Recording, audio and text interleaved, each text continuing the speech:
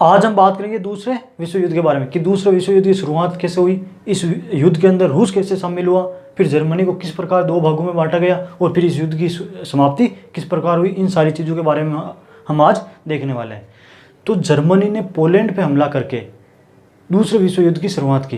तो 1939 में जर्मनी ने पोलैंड पर हमला करके दूसरे विश्व युद्ध की शुरुआत की। अब आप सोच रहे होंगे क्या जर्मनी पोलैंड पे सिर्फ कब्जा करने के लिए उस पर हमला किया या उसका प्लान कुछ और ही था। तो वो पोलैंड पे कब्जा करने के लिए उसने सिर्फ पोलैंड पर हमला नहीं किया था, उसका प्लान बहुत बड़ा था। जर्मनी का जो तानाशाह था हिटलर, वो चाहता था कि पूरी दुनिया पर मेरा ही शासन हो, यानी पूरी दुनिया जो है वो मेरे कब्जे के अंदर हो। इसके तहत उसने सोचा कि यदि मैं रूस को यदि अपने कब्जे में कर लेता हूं तो इस सपने की तरफ मेरा पहला कदम हो जाएगा, क्योंकि रूस जो है वो पूरी दुनिया में क्षेत्रफल की दृष्टि से पहले नंबर पर आता है, बहुत बड़ा क्षेत्रफल है। तो उसने सोचा कि यदि मैं रूस को यदि कब्जे में कर लेता हूं तो ये मेरा सपना साकार होने की तरफ मेरा पहला कदम हो जाएगा। तो रूस को फंसाने के लिए उसने पोलैंड पर हमला किया था। जिस प्रकार हमारे घर में नहीं होता है कि वो चूहा पकड़ने वाला वो होता है, चूहा पकड़ने वाला पिंजरा होता है, उस पिंजरे के अंदर एक रोटी डालते हैं ताकि उस रोटी के लालच में वो चूहा आ जाए और उसके अंदर फंस जाए। इसलिए पोलैंड तो रूस के लिए वो रोटी का काम कर रहा था, रोटी थी, ताकि इस रोटी के चक्कर में वो रूस आ जाए पोलैंड में और हम उसको जकड़ लें। तो इसके तहत वो हिटलर ने क्या किया, हिटलर ने जो है वो रूस को कहा कि आप हमें अनाज दीजिए, क्योंकि हमारे यहाँ पे अनाज की कमी है, हम आपको इसके बदले आपको पोलैंड दे देंगे। तो रूस ने कहा सही है, हमारे अनाज की यहाँ पे कोई कमी नहीं है, हम आपको अनाज दे देंगे, आप हमें पोलैंड दे देना। अब बेचारे पोलैंड को बिना फालतू मारने की सोच रहे, उसको बेचारे को पता भी नहीं होगा कि हमारे प्लानिंग ये चल रही। तो डील डन हो गई कि हम आपको अनाज दे देंगे, आप हमें पोलैंड दे दीजिए। तो उधर से रूस ने अनाज दिया, इधर जो है वो जर्मनी ने पोलैंड पर हमला कर दिया और पोलैंड को अपने कब्जे में कर लिया। अब पोलैंड को कब्जे में करने के बाद जर्मनी ने रूस को कहा कि आप जो है अपनी अधिकतर सेना यहाँ पे पोलैंड में लेके आ जाइए, क्योंकि अभी हमने कब्जा किया, माहौल ख़राब ना हो, इसलिए आप सेना यहाँ पे भेज दो ताकि परिस्थितियाँ कंट्रोल में बनी रहे। तो रूस ने कहा चलो ठीक है। तो रूस ने अपनी सेना भेज दी पोलैंड में। जैसे ही रूस ने पोलैंड में सेना भेजी, हिटलर ने आदेश दिया कि जहाँ जहाँ रूस के सैनिकों को ठिकाना है वहाँ पे बम बरसाना चालू कर दो। तो जर्मनी की वायुसेना गई और जहाँ जहाँ रूस के ठिकाने थे सैनिकों के वहाँ पे बम बरसाने चालू कर दिए, जिससे बहुत बड़ी मात्रा में रूस के सैनिक मारे गए, जिससे रूस की सेना बहुत कमज़ोर हो गई। इसी चीज़ का फ़ायदा उठाकर जर्मनी के जो सैनिक है वो बढ़ने लगे आगे रूस की तरफ, रूस पर कब्जा करने के लिए।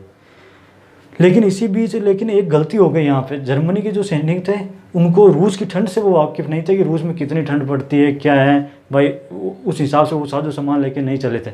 वो सोचे थे कि ठंड के मौसम से पहले हम रूस को कब्जा करके आ जाएंगे। इसी कमज़ोरी का फ़ायदा उठा के रूस के सैनिकों ने एक प्लान बनाया कि जब तक सर्दी का मौसम ना आए तब तक इनको यहीं फंसा के रखो।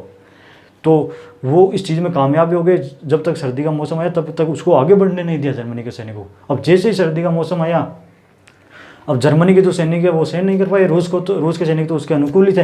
तो जर्मनी के सैनिक उस ठंड को सहन नहीं कर पाए और जर्मनी के सैनिक बड़ी मात्रा में मरने लग गए। अब जैसे ही मरने लगे जर्मनी की सेना कमज़ोर हो गई। जैसे ही जर्मनी की सेना कमज़ोर हुई, रूस के सैनिक वापस जर्मनी की तरफ आगे बढ़े और इधर से अमेरिका, फ्रांस और ब्रिटेन की सेना आने लग गई। पश्चिम से पूर्व की तरफ रूस की सेना आगे बढ़ रही है, पश्चिम की तरफ ये ब्रिटेन, फ्रांस, अमेरिका की सेना आगे बढ़ रही। अब बीच में जर्मनी फंस गया, बहुत कमज़ोर हो गया, उसके सैनिक भी बड़ी मात्रा में मारे गए। अब उस टाइम हिटलर जो है वो एक बंकर में था। हिटलर को पता चला कि अब हमारी हार निश्चित है, अब हमको कोई नहीं बचा सकता, क्योंकि बड़ी मात्रा में सैनिक मर चुके हैं हमारे और दोनों तरफ से सेनाएं आ रही है। तो फिर उस टाइम उस बंकर के अंदर हिटलर और उसकी गर्लफ्रेंड इवा ब्राउन थे। उन्होंने सबसे पहले शादी की। दोनों ने शादी करने के बाद हिटलर ने पहले इवा ब्राउन को जहर खिलाया, उसकी मृत्यु होने के बाद खुद जहर खाया और अपनी मौत कन्फर्म करने के लिए खुद ने अपनी वो बंदूक से गोली चलाई और दोनों ने जॉइंट सुसाइड कर लिया उस बंकर के अंदर।